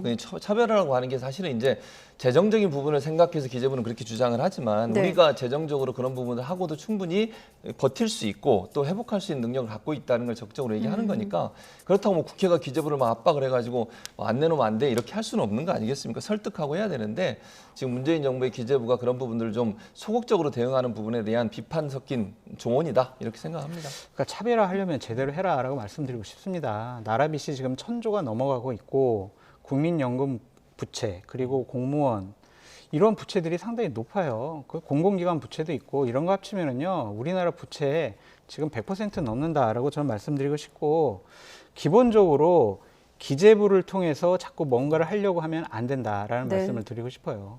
본인들이 지금 정권을 갖고 있잖아요. 그러면은 장관도 바꿀 수 있고 기재부의 정책도 바꿀 수 있습니다.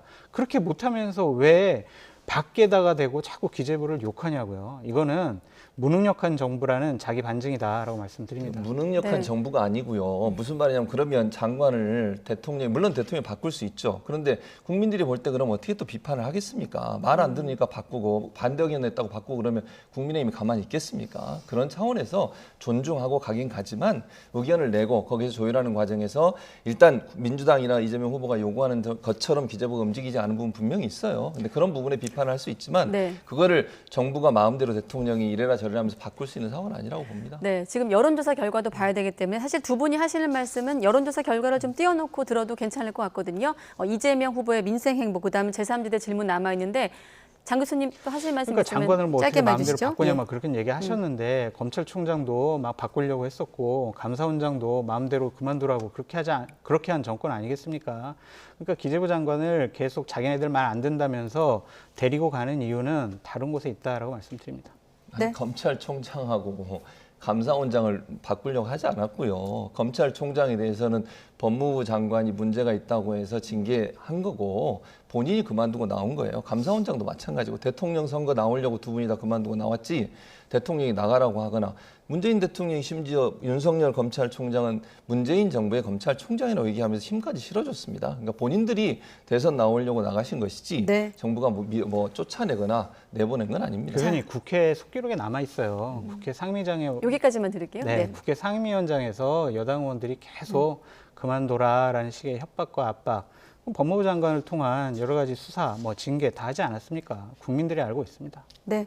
자, 이 부분에 대한 두 분의 생각은 확실하게 차이가 있다는 점 확인을 했고, 자, 국민의힘이 선대위를 출범시키고 이제 본격적으로 중도 확장에 어떤 시동을 걸었다고 해야 될까요? 여기에 이제 이재명 후보도 민생 이슈, 민생 행보로 맞불을 놓고 있습니다. 이를테면 인천의료원 음압병동 현장에 방문하기도 했는데 지금 지지율 추이가 나가고 있거든요. 격차를 리얼미터 결과만 놓고 봤을 때 9.4에서 6.5%포인트로 좁힌 상황입니다. 이 같은 이재명 후보의 행보 어떻게 평가하십니까? 저는 이재명 후보는 이제 선대위 쇄신하고 또 지역을 계속 다니면서 주민들을 만나고 있지 않습니까? 본인의 정책에 대해서 홍보도 하고 그분들을 만나서 적극적으로 듣는 행보도 보이고 이런 부분들이 일정 부분 지지율에 영향을 미쳤다고 보고요. 물론 지금 이제 지지율로 보면 여론조사만 약간의 차이가 있어요. 다만 제가 이제 말씀드리고 싶은 것은 추세 자체는 이재명 후보는 계속 상승세를 타고 있고 이제 윤석열 후보는 좀 하락세를 타고 있다는 기본적인 추세는 볼 수 있기 때문에 이재명 후보가 이제 처음에 대장동 건 그다음에 선대위가 너무 크다 보니까 실적인 성과를 못 내는 부분에 대해서 일정 부분 좀 지지를 놓친 부분이 있었는데 그런 부분들이 많이 회복되고 있다고 볼 수 있고요. 윤석열 후보는 선대위 이제 구성 과정에서 이번엔 봉합이 됐습니다만 어쨌든 갈등 요소가 부각이 되면서 일정 부분 지지율이 빠지는 그런 양상을 보이고 있고 또 본인이 젊은 층과 관련해서 실언들이 계속되고 있어서 그런 부분도 지지율 하락에 일정 부분 영향을 미치지 않나 하는 생각이 듭니다. 이번 조사가 12월 3, 4일에 이루어졌거든요. 지난 3일에 이제 이른바 울산 합의가 있었는데 이런 부분들이 반영됐을까요? 지금 오늘 같은 경우 이제 선대위가 출범했습니다만 앞으로 좀 여론의 변화가 있을 거라고 보십니까? 여론의 변화가 있다고 판단하기는 상당히 어려울 것 같아요. 그냥 울산 문제에서 선대위가 봉합됐다는 것 때문에 지지율이 윤석열 후보 하면서 지지율이 팍 올라갈 것 같지는 않고요. 이 여론조사를 봐도 이재명 후보는 39에서 37로 떨어지고 윤석열 후보도 41.8에서 41.2로 떨어졌어요. 근데 이거는 대략 오차 범위 안에서의 하락이기 때문에 큰 의미가 있어 보이지 않는다라는 생각이 들고요. 조금 유의깊게 봐야 될 것은 이재명 후보가 만 18세에서 29세에서는 2.1% 올랐는데 윤석열 후보는 13.6%가 하락했습니다. 이것은 윤석열 후보 측에서는 상당히 위기 신호로 봐야 돼요. 20대, 30대 모두 좀 주목할 필요가 있겠습니다. 그렇습니다. 그러니까 예를 들면은 이번에 대통령 선거 같은 경우에는 MZ세대, 여성, 중도 여기서 이겨야 이긴다고 우리 앞에서도 계속 얘기하지 않았습니까? 근데 캐스팅 보트라고 하는 20, 30대에서 지지율이 하락했다는 것은 상당한 위기다라고 말씀을 드리고요. 내일 여론조사 봐도 수치를 말씀드리지 않겠습니다만 이재명 후보와 윤석열 후보가 모두 다 지금 하락했다라는 그런 여론조사 내용이 알려지고 있거든요. 이런 부분에 대해서 각 후보 캠프 측에서는 무엇이 문제이고 어디가 취약점인지 제대로 파악해서 맞춤형 공략을 해야 된다라고 말씀드립니다. 그리고 여론조사 결과 맨 처음 화면 심상정 후보, 안철수 후보 모두 있는 화면 한번 보여주시고 앞서 놓친 질문이 있어가지고 어떻습니까? 일단 만났는데 일단 둘이 화면에 잡히는 것도 거부했다고 하고 양측 모두 단일화 논의에 대해서는 선을 그었다고 합니다만 어떻습니까? 좀 이념 차이가 있어서일까요? 그렇죠. 그럼 왜 만났을까요? 이런 질문도 남거든요. 제가 볼 때는 두 분의 단일화는 제 개인적인 생각입니다만 거의 불가능에 가깝다고 봐요. 너무 이제 지향점이 다르시기 때문에 정치적 야합이라고 비판받을 수밖에 없어요. 그 지지층들이 어떻게 결집이 되겠습니까? 두 분이 만약에 단일화를 하게 되면 지지층들이 떠날 가능성이 저는 더 높다고 봐요. 그런 차원에서 본다고 하면 사실 이제 제3지대 후보론을 띄우는 것은 본인들이 언론의 주목을 받고 언론으로부터 스포트라이트를 받는 데는 도움이 되기 때문에 그런 차원에서 저는 만남이 이루어졌다고 보이지고요. 양 후보를 다 공격하면서 본인들의 존재감을 드러내는 거죠. 근데 실제 단일화로 갈 가능성은 저는 거의 없다고 봐요. 그런 점에서 본다고 하면 두 분이 좀 부담스럽겠죠. 두 분이 만나는 것도 부담스러울 거예요. 그러나 그걸 통해서 어쨌든 언론이 주목도가 높아지고 본인들의 지지율을 끌어올리는 데는 도움을 줄 거라고 생각해서 그런 만남이 이루어지지 않았나 이렇게 생각을 합니다. 양 후보를 공격했다고 하셨는데 그 중에 하나가 이제 이른바 쌍특검에 대한 공감대 아니겠습니까? 그런 부분도 언급이 됐고요. 그러니까 본인들의 선명성을 강조하기 위해서 그런 얘기를 한 건데 최진봉 교수님이 하신 말씀에 제가 한 점도 반박할 생각이 없고 너무 정확하게 분석을 잘 해주셨다라는 생각이 들고요. 언론의 관심도와 국민의 집중도를 높이기 위한 하나의 퍼포먼스가 아니었느냐라는 생각이 듭니다. 정말 좀 우습다라고 좀 표현하고 싶은데 대선을 앞두고 있습니다. 주요한 대선 후보들이 있고 본인들은 군소 후보인데 단일화할 생각이 없어요 라고 하면서 만났어요. 왜 만납니까? 이것은 국민들을 속이는 것이 아니냐라는 생각이 듭니다. 이분들의 정치적인 행태야말로 구태가 아니냐라는 생각이 듭니다. 네, 알겠습니다. 자, 여론조사 끝으로 지역별로 좀 볼 필요가 있어서 준비를 해봤는데, 자, 이재명 후보 같은 경우는 대구, 경북 지지율이 상승을 한 점이 좀 눈에 띄고, 윤석열 후보 같은 경우는 지금 광주, 전라 지역에서 또 지지율이 상승을 해서 25%가 나오고 있거든요. 이를테면 전통적인 약세 지역들인데 역대 후보들에 비해서 좀 이렇게 양치 후보가 선전하는 이유 어디에 있다고 보십니까? 저는 이제 일단 이재명 후보는 본인이 TK 출신이잖아요. 예. 안동 출신이시고 그래서 그런 부분은 어느 정도 설명이 가능해요. 근데 윤석열 후보의 지지율이 올라간 부분은 약간 좀 의아한 부분이긴 한데 왜냐하면 지난번에 이제 전두환 씨 옹호 발언 때문에 상당히 큰 비난을 받았었고 그 이후 이제 본인이 광주를 방문했는데 거기에서 싸늘하게 사실은 반응을 했었는데 지지율 지금 현재 뭐 여론조사 지지율만 보면 올랐어요. 그래서 아마 광주 전라 지역에서도 현 정부에 대한 어떤 비판적인 입장이 어느 정도 반영된 게 아닌가 하는 생각이 듭니다. 아무래도 대안 세력으로서 국민의힘 후보를 지지하는 그러니까 현재 민주당에 대한 실망감이 아직 완전히 가시지 않고 또 이제 이런 부분들이 사실은 일정 부분 작용을 해서 윤석열 후보에 대한 지지가 호남 지역에서 올라간 게 아닌가 그렇게 분석은 가능할 것 같습니다. 네, 그리고 또 한 가지 이재명 후보 입장에선 서울이나 좀 인천 경기 결과도 좀 아쉬운 대목이긴 할 것 같고요. 네. 그렇습니다. 지금 서울, 인천, 경기에서 기본적으로 윤석열 후보한테 뒤지고 있어요. 특히 경기 지역에서 뒤지고 있다는 것 자체가 뼈 아플 것 같아요. 왜냐하면 본인이 경기도지사를 했는데도 불구하고 경기도가 낮다라는 것 자체는 기본적으로 서울, 인천, 경기 수도권이 부동산 문제 때문에 많은 국민들이 아직도 분노해하고 있다라고 판단해 볼 수밖에 없고요. 네. 저는 이 여론조사에서 상당히 유익 있게 본 게 부산, 울산, 경남 여론조사예요. 지금 이재명 후보가 36.6이고 윤석열 후보가 43.9입니다. 이재명 후보는 올라가고 있고 윤석열 후보는 내려갔어요. 국민의힘 보수 계열의 정당에서 대선을 이기려면 세 가지 법칙이 있습니다. 그러니까 TK, 대구 경북에서 70% 가까이 나와야 되고요. 부울경에서 60% 가까이 나와야 되고요. 그다음에 수도권에서 45% 이상 나와야 이길 수가 있거든요. 그런데 지금 부울경에서 이렇게 대략 좀 접전 형식으로 간다라는 것은 이것 또한 아까 연령별 우리가 위기감이라고 했지만 이건 지역별 위기감이다. 이 부분도 집중적으로 공략할 필요가 있다라는 생각이 듭니다. 네, 알겠습니다. 자, 오늘은 여기까지 듣도록 하겠습니다. 네, 최진봉 교수님, 장성철 교수님 두 분과 함께했습니다. 고맙습니다.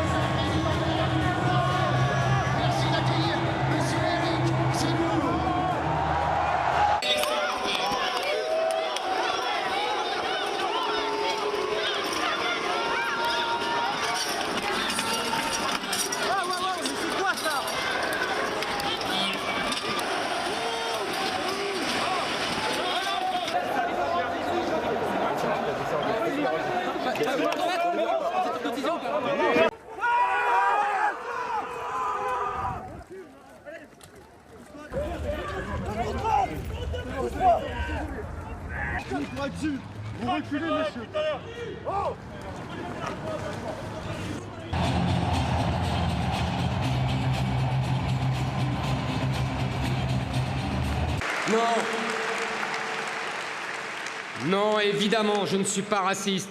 Non, évidemment, vous n'êtes pas raciste. Tout ce que nous voulons, c'est défendre notre héritage.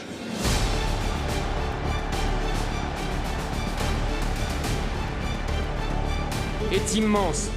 Si je gagne cette élection, ce ne sera pas une alternance de plus.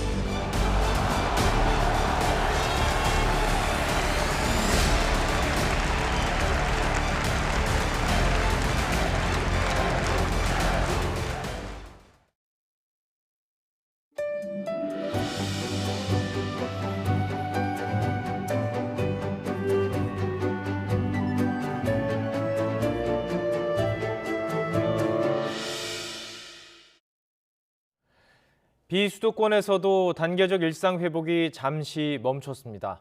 자영업자들은 다시 한숨을 내쉬고 있지만 비수도권 확진자만 1,300명에 이르면서 긴장감은 높아지고 있습니다.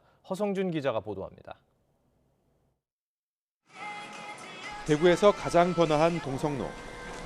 지난 주만 해도 젊은이들로 북적이던 골목이 한순간에 무겁게 가라앉았습니다. 방역 조치가 다시 강화되면서 비수도권에서도 이제 사적 모임은 8명까지만 허용됩니다. 식당과 카페도 방역 패스가 있어야 이용할 수 있습니다. 자영업자들의 한숨은 다시 깊어졌습니다.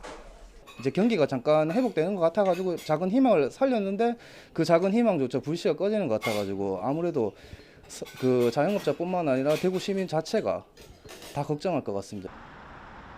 일상 회복을 잠시 중단했지만 코로나19 확산세는 멈추지 않고 있습니다. 대구의 신규 확진자는 146명으로 이틀 연속 100명을 훌쩍 넘었습니다. 1차 대유행 막바지인 지난해 3월 초 이후 가장 많습니다. 경북 지역도 병원과 미인가 교육시설을 중심으로 181명이 확진돼 하루 최다 환자 수를 기록했습니다. 중소도시에서도 신규 환자가 무더기로 발생하면서 비수도권에서만 1,300명에 가까운 사람이 양성 판정을 받았습니다. 지난 10월 1일부터 11월 중순까지는 일평균 3명 미만으로 안정적이었습니다만은 지금 현재 최근 일주일간 평균 28명으로 발생을 하고 있습니다. 현재의 확산세에 제동을 건 뒤 일상 회복을 이어갈지 판단하겠다는 게 정부의 입장이지만 당분간 상황을 되돌리긴 쉽지 않아 보입니다. 델타에 이어 오미크론 변이도 수도권을 넘어 지역으로 번질 조짐을 보이기 때문입니다. 방역 당국은 지금의 유행을 잠재우기 위해서는 시민들의 자발적인 방역 패스 참여와 함께 방역 기본 수칙 준수가 꼭 필요하다고 강조하고 있습니다. YTN 허성준입니다.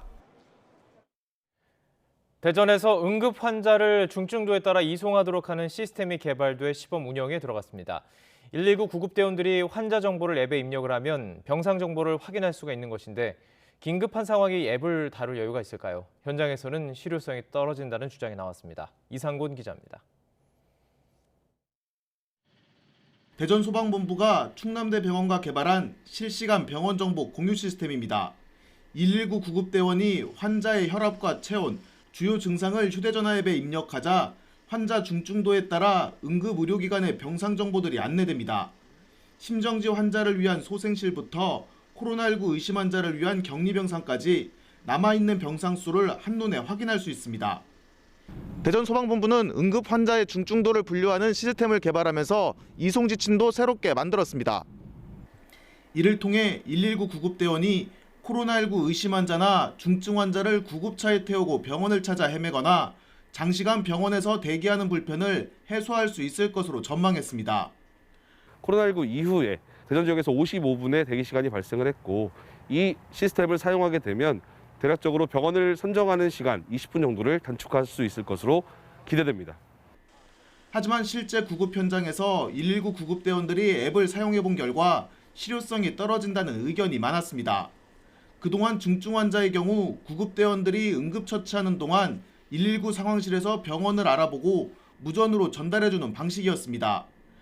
하지만 이제는 구급대원들이 정신없이 환자 응급처치를 하면서 동시에 앱의 정보를 직접 입력해야 하는 상황이 된 겁니다.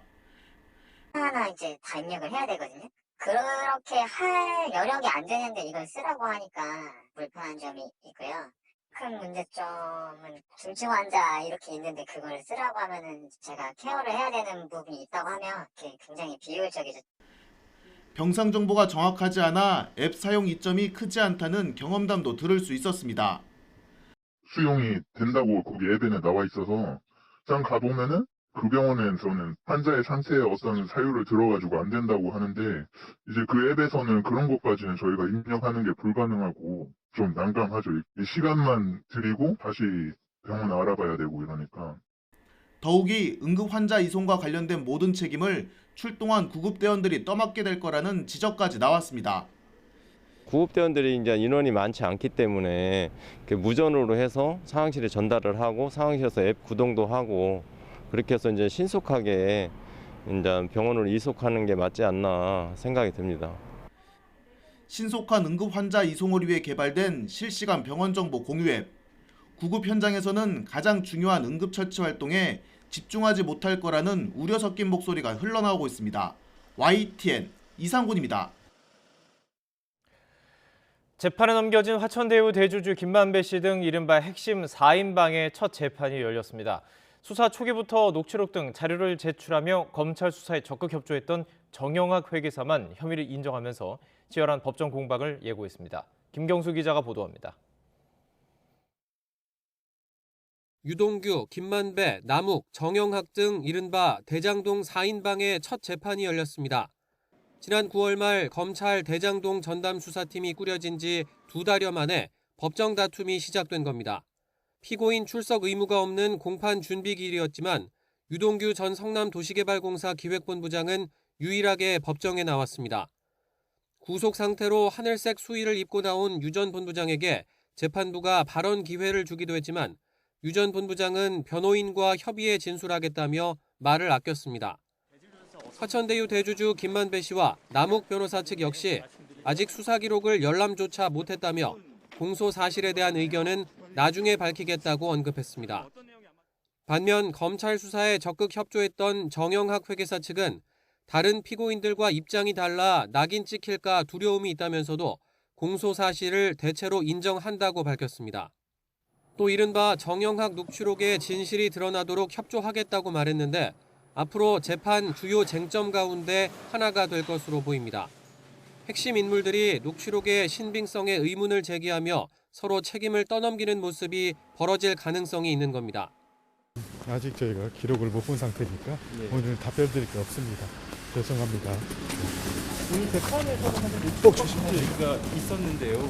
녹취록을 다들 부인하고 있는 입장이잖아요. 신빙성을요. 네, 죄송해요. 첫 재판이 40분 만에 끝난 가운데 재판부는 오는 24일 한 차례 더 준비 기일을 열어 향후 증거조사 계획 등을 논의할 예정입니다.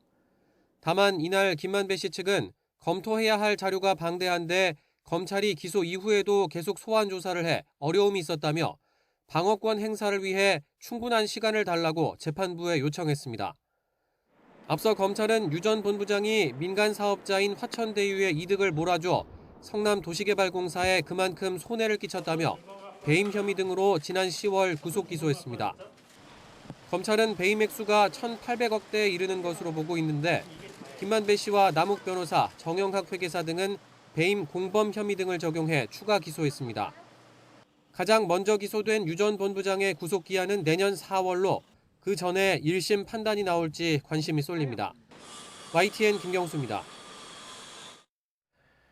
가택 연금돼 있는 아웅산 수치 미얀마 국가고문의 첫 재판에서 징역 4년형이 선고돼 재판을 다 마치면 최대 100년형이 선고될 수 있다는 전망이 나오고 있습니다. 호준석 기자가 보도합니다. 미얀마 군사정권 법원이 아웅산 수치 국가고문에 대해 유죄를 인정한 혐의는 선동과 코로나19 방역조치 위반입니다. 각각 징역 2년씩 총 4년형. 부패와 선거법 위반 등 다른 10여 개 혐의에 대한 재판이 계속되고 있어 총 100년 이상의 징역형 선고도 가능합니다. 미얀마 독립운동의 지도자인 부친 아웅산의 후광과 1991년 노벨 평화상 수상자의 상징성을 가진 수치 고문이 다시는 재기하지 못하도록 쐐기를 박을 가능성이 있다는 것입니다. 미얀마 야당과 국제인권단체들은 반대파를 제거하고 자유를 지식시키려는 가혹한 선고라고 비난했습니다. Any trial in Myanmar is not a fair process. The Myanmar does not have an independent judiciary in the first place. 군부 정권 시절 15년간 가택 연금됐던 수치 고문은 2015년 총선에서 승리해 국가고문 겸 외교부 장관으로 사실상 정권의 1인자가 됐습니다. 지난해 11월 총선에서도 의석의 80%를 차지하는 압승을 거뒀지만 군부는 부정선거라며 지난 2월 쿠데타를 일으켰고 수치 고문을 다시 가택 연금했습니다. 쿠데타 이후 저항하는 시위대에 대한 유혈 진압으로 1,300명 이상이 목숨을 잃었고 지난 5일에는 군 차량이 시위대로 돌진해 5명이 숨지기도 했습니다. YTN 호준석입니다. 올해 프로축구 K리그도 어우전, 어차피 우승은 전북이란 말이 현실이 됐습니다. 초보 사령탑에 주축 선수들이 빠졌는데도 정상을 유지하는 비결은 뭘까요? 조은지 기자가 취재했습니다. 5년 연속 우승에 앞장선 초보 사령탑 김상식 감독이 팬들 앞에서 현란한 발놀림을 선보입니다.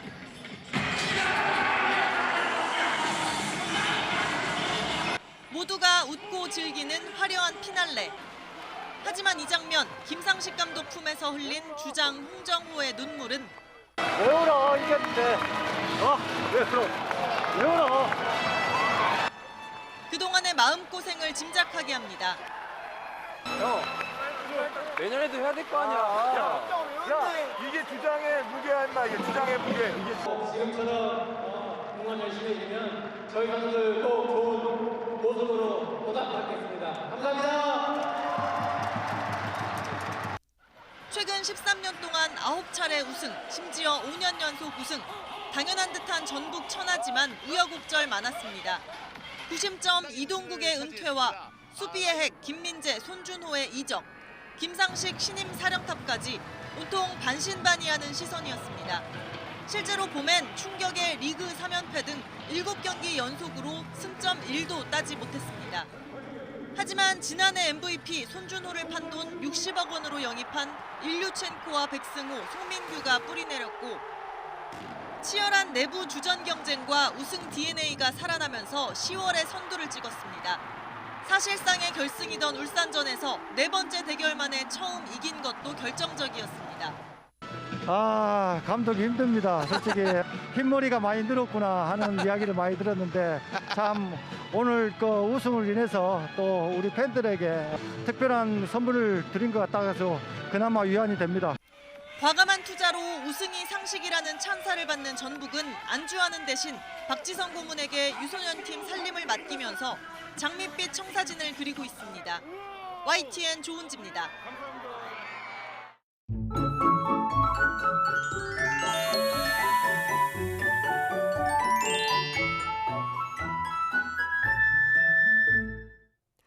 기온이 오름세를 보이면서 추위가 점점 약해지고 있습니다. 내일 아침에는 서울 기온이 2도로 오늘보다 3도가량 높아지면서 아침에도 큰 추위 없겠고 낮 기온도 13도로 오늘보다 높아 상대적으로 조금 더 포근하게 느껴지겠습니다. 내일 내륙 지방은 맑은 하늘이 함께 하겠습니다. 하지만 중부 서해안에는 새벽까지 빗방울이 조금 떨어지겠고 동해안에는 아침부터 밤사이 5에서 20mm의 비가 내리겠습니다. 기온이 낮은 강원 산간에는 1에서 3cm의 눈이 예상됩니다. 또 수도권과 충청 지방은 종일 공기가 탁하겠고 일부 남부 지역에도 한때 미세먼지 농도가 짙어지는 곳이 있겠습니다. 내일 아침 기온 예년보다 1도에서 5도가량 높겠습니다. 서울 2도, 대전 0도, 광주 2도, 부산 8도로 예상됩니다. 낮 기온은 예년보다 4도에서 8도가량 높겠고 기온이 오르며 일교차가 크게 벌어지겠습니다. 서울 13도, 대전 13도, 광주 14도, 부산 16도로 예상됩니다. 이번 주에는 예년보다 포근한 겨울 날씨가 계속될 전망입니다. 날씨 정보였습니다. 이상으로 YTN 뉴스나이트 마치겠습니다. 함께해 주신 여러분 고맙습니다.